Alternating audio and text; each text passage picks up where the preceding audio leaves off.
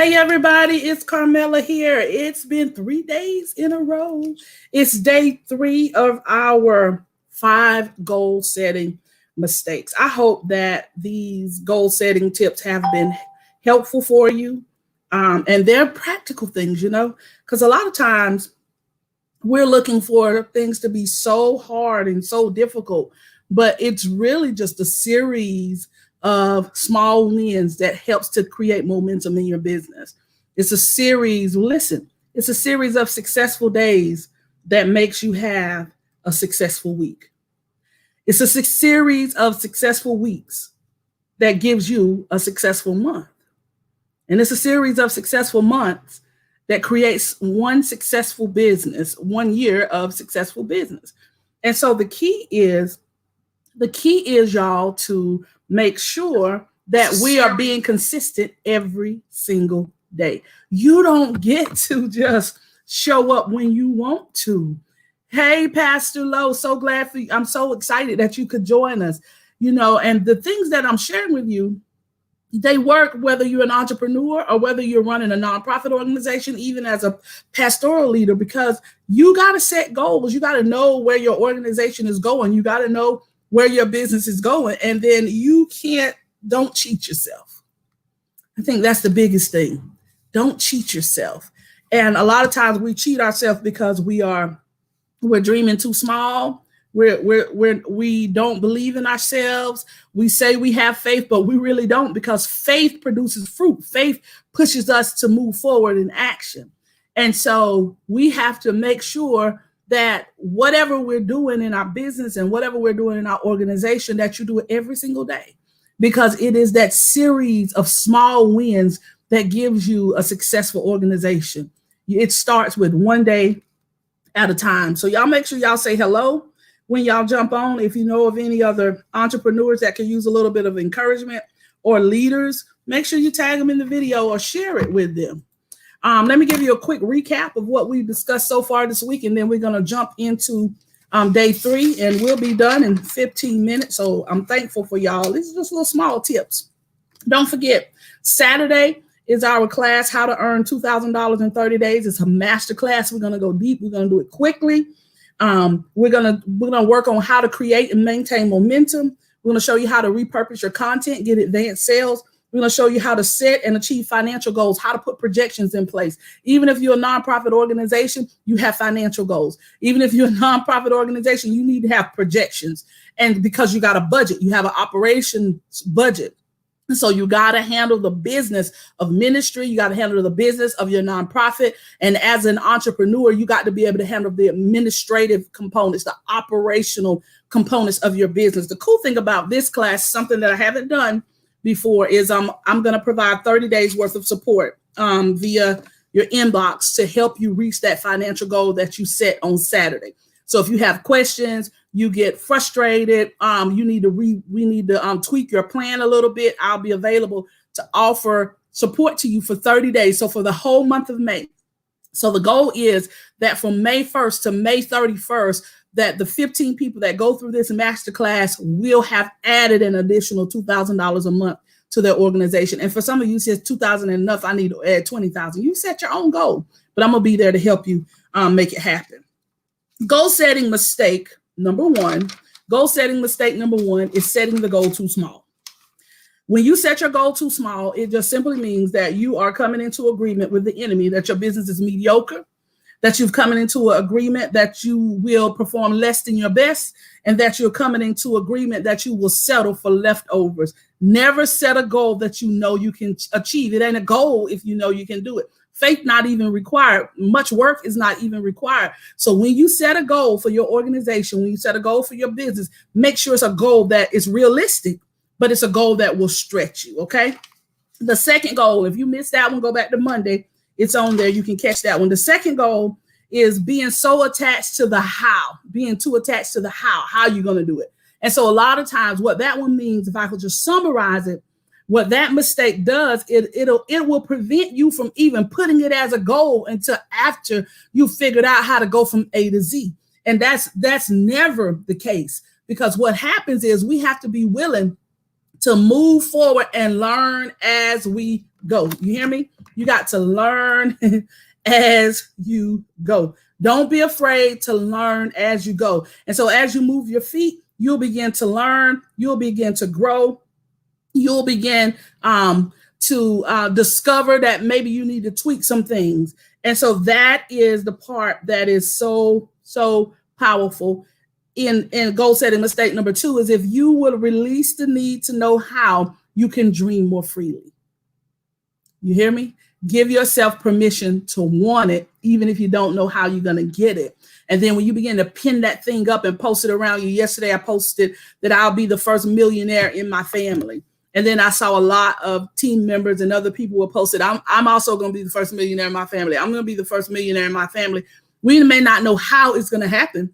We may think it's going to come from one particular stream of income, and God may blow our mind and it come from something totally different. The key is that you give yourself permission to want to do that, to give yourself permission to want to break those generational financial curses off of your family. It can be done through you. And so that's the biggest thing. It can be done through you. All right. So here we go. Goal setting mistake number 3 is being too attached to the plan. Hey, Coach Lily. Hey, Andrea. Goal setting mistake number 3 is being too attached to the plan. The plan. Now, we love training. We love getting information. We love getting new perspectives. We love getting new ideas. But y'all, somebody drop that in the comments for me. Too attached to the plan. Some of us are just addicted to information. The problem with that is there's never any implementation. Information without activation is nothing. Like it's just filling up another notebook. How many notebooks you got filled up on your bookcase of good trainings that you've been through? Those are great ideas. But if you don't implement, if you don't put into practice what you learning, then it won't do you any good. It won't do you any good. So goal mistake number 3 is being too attached to the plan. Listen, when you start planning out what your next steps are going to be, that's good, because you have to have that foundation. You got to be clear about where you are, and you're clear about where you want to go. And then as you get information, as you implement, as you reach your goal is to close the gap between where you are and where you want to go. Every time you implement, you are closing the gap. Every time you do income producing activities, you are closing the gap. Every time you connect with somebody that puts you to go to the next level, you are closing the gap. But if only thing you do is jump on videos, fill notebooks, and say those are great ideas, and you're planning for the next meeting, and you're planning for the next meeting, and you're planning for the next meeting, nothing has happened. You still right where you started, and you're no closer to where you wanted to go. And so goal setting mistake number 3 is being so attached to the plan that we don't implement anything until the plan is perfect. And the plan will never be perfect. I'm just going to tell you right now, the plan will never be perfect. Your plan has to be a living, breathing document. You have to be willing to tweak the plan. You have to be willing to make adjustments. You may have thought that this was going to be your ideal client, but as you begin to work your business, you realize that you enjoyed working with this group over here. Make the adjustment. Make the adjustment so that not only are your clients getting the best from you, but you also feel good about what it is that you're offering. Make the adjustment. I told you yesterday, when COVID happened, the businesses that are still flourishing are the businesses that knew how to pivot. We knew how to make adjustments. You can't be so attached to the plan that when life happens that you will not shift. You have to be willing to shift. You have to be willing to reinvent yourself. I watched a series the last 2 days on Aretha Franklin. It's called Aretha. And I loved, y'all know I love music. So what I loved about it was it showed every generation, so like every 10 years, she was having to reinvent her music from her gospel sound to the soul sound to disco. She fought disco. She did not want to do disco. She didn't feel like it had enough soul in it. But it was at that point where she began to flourish. It was at that point where she was more than the queen of soul. If she would have never did another album, she had secured her legacy at that point. But what did she do? She figured out how to put her spin and her take in the disco. It's the same thing for you as an entrepreneur. When you first start your business, 3 years from now, you got to make some adjustments. You got to make some tweaks to it. You got to figure out how to streamline some things. 3 years from now, what are you going to do once you hit that 6-year mark? What are you going to do once you hit that 5-year mark? Where will your business be at 10 years? Are you still going to be a solopreneur? You doing all the work? You're trying to do all the administrative support. You're trying to do all of the marketing. You're trying to do everything. Who's going to connect with your people if you're doing all the behind the scenes stuff? So at some point, it's got to get done. But at some point, you have to be thinking ahead on the help that you need. Who do you need on your team for you to be successful? Don't be so attached to the plan that you do not allow room for growth in your business. What if you had a plan and you said, okay, 3 years from now, we're going to do this? What if your business explodes and within a year and a half, you need to jump to part 3? Are you willing to do it? Or are you going to make the business suffer? And let me give you an example of what I mean. Maybe you were just doing the work, right? And you got so many customers and you got so many clients that you got a waiting list of people trying to see you. It's just you. Maybe 3 years from now, your plan was to hire help. But what if right now your schedule is so full that you're losing customers? Because we can't get in to see you. We can't schedule appointments with you because your regulars keep everything locked down. And so the rest of us can't get in. And we can't schedule time with you. And so because we can't schedule time with you, we have to go find somebody else. Why would you not begin to make the shift earlier if it's necessary? What you do then is you find somebody that you can pour into and teach them what you know. And so now when your clients come in, they might not can get to you, but they can get to your assistant. The person that you've mentored, the person that you've poured into that does just as good a work as you do. Maybe your assistant catch the walk-ins and you have all of the scheduled clients. Now you've just increased your reach. But if you are the only one doing all the work, you're going to be limited. So goal setting mistake number 3 is being too attached to the plan. You want everything to be perfect before you begin to move forward. There's 2 problems with that. Problem number 1 is you're not doing anything. Because if the only thing you're doing is worrying about the plan, you're just planning and you're learning. You're jumping from one class to another class, but you're not implementing. You're not making any tweaks. You're not making any adjustments. Your business is not moving forward. You're still stuck. You got a lot of information, but there's no application. And so the business is not moving forward. That's the first problem with that. The second problem with being so attached to your plan that you don't allow room for growth in the plan is that what if the plan changes? And that's the example I just gave you. What if the plan changes? What if your business blows up? What if things, and I'm not even talking about negative. I'm talking all positive. What if things just shoot up in this business and you thought it was going to happen in 3 years and it happened in 1? Are you willing to make the adjustments? This is why you can't be so attached to the plan that you don't do anything. Listen, I'm an implementation coach, right? So every time I come on here, I'm telling you steps to take right now in your business. Stop waiting. Stop holding back. Stop waiting on certain people to support you. So what if your family don't support you? Let them be family. See, sometimes we put unrealistic expectations on people. It's your sister, and it's just let her be your sister. She don't have to be your client. You see what I'm saying? It's your cousin. Just let her be your cousin. She don't have to be your client. Go after your customers. Your family may not be your ideal client. Go after the people that your business will benefit. Go after the people that your business will benefit. Stop requiring and forcing people and manipulating, posting those crazy posts. If I post that I got a job, I get 500 likes. I post I start a business, I get 2 likes. Who cares?